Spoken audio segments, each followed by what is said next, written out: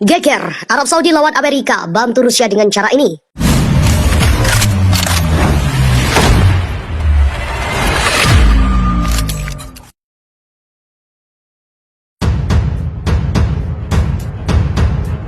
Arab Saudi sepertinya melawan sekutunya Amerika Serikat.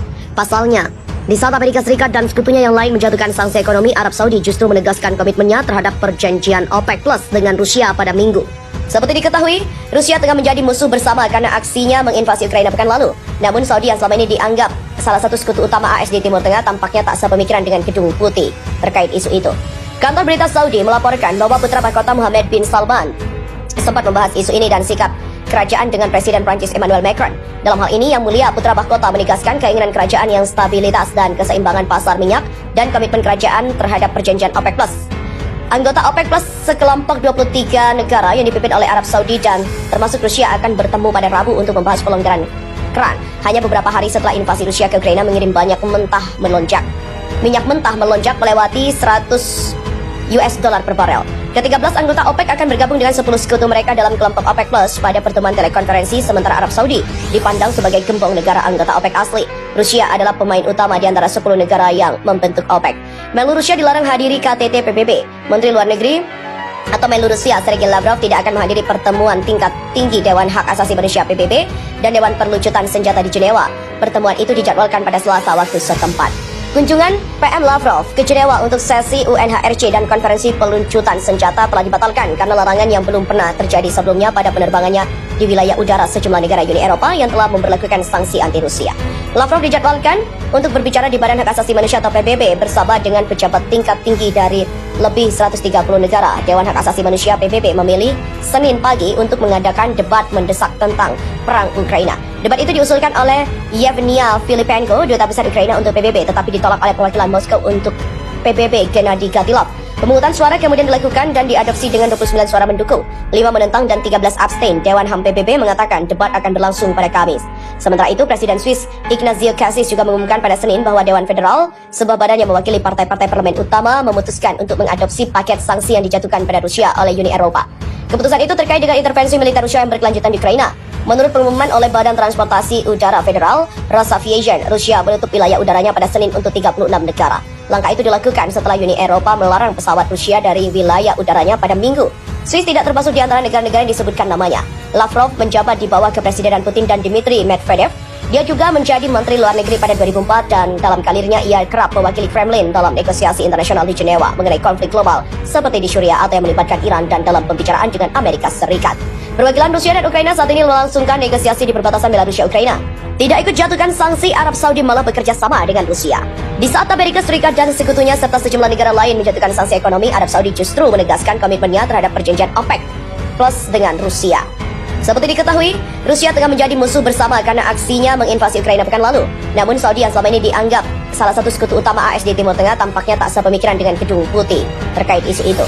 Kantor berita Saudi melaporkan bahwa putra mahkota Mohammed bin Salman sempat membahas isu ini dan sikap kerajaan dengan Presiden Prancis Emmanuel Macron. Dalam hal ini, Yang Mulia Putra Mahkota menegaskan keinginan kerajaan yang stabilitas dan keseimbangan pasar minyak dan komitmen kerajaan terhadap perjanjian OPEC Plus.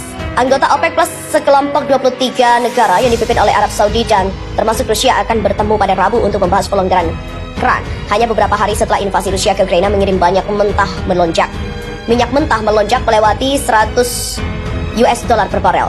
Ke-13 anggota OPEC akan bergabung dengan 10 sekutu mereka dalam kelompok OPEC Plus pada pertemuan telekonferensi, sementara Arab Saudi dipandang sebagai gembong negara anggota OPEC asli. Rusia adalah pemain utama di antara 10 negara yang membentuk OPEC. Menlu Rusia dilarang hadiri KTT PBB. Menteri Luar Negeri atau Menlu Rusia Sergei Lavrov tidak akan menghadiri pertemuan tingkat tinggi Dewan Hak Asasi Manusia PBB dan Dewan Perlucutan Senjata di Jenewa.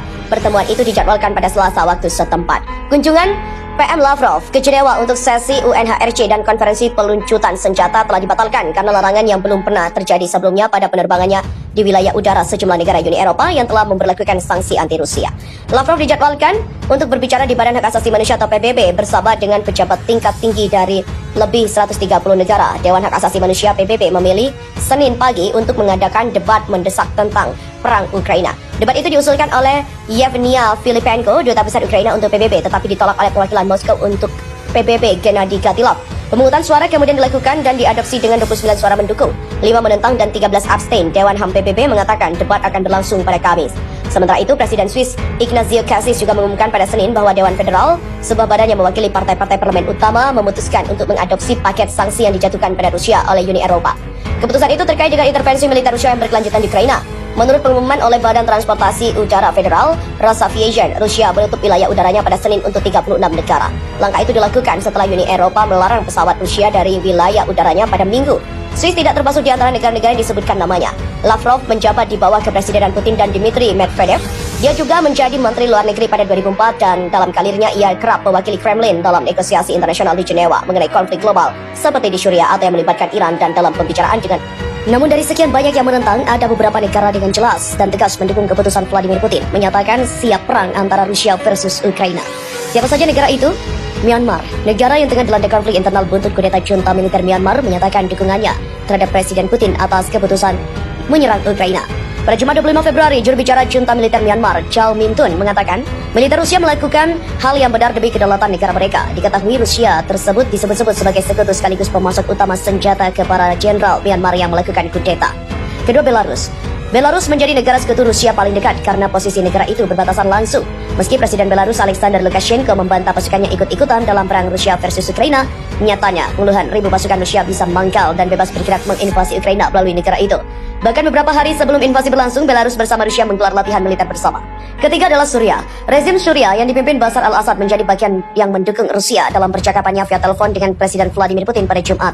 Al-Assad mengklaim bahwa Rusia tidak hanya membela diri tetapi membela dunia dan prinsip-prinsip keadilan dan kemanusiaan. Federasi Rusia akan memberikan pelajaran kepada dunia bahwa negara adidaya tidak hebat hanya dengan kekuatan militer mereka, tapi dengan menghormati hukum, moral yang tinggi dan prinsip-prinsip kemanusiaan. Keempat adalah Venezuela. Dukungan bagi Rusia selanjutnya datang dari kawasan Amerika Selatan, tepatnya Venezuela.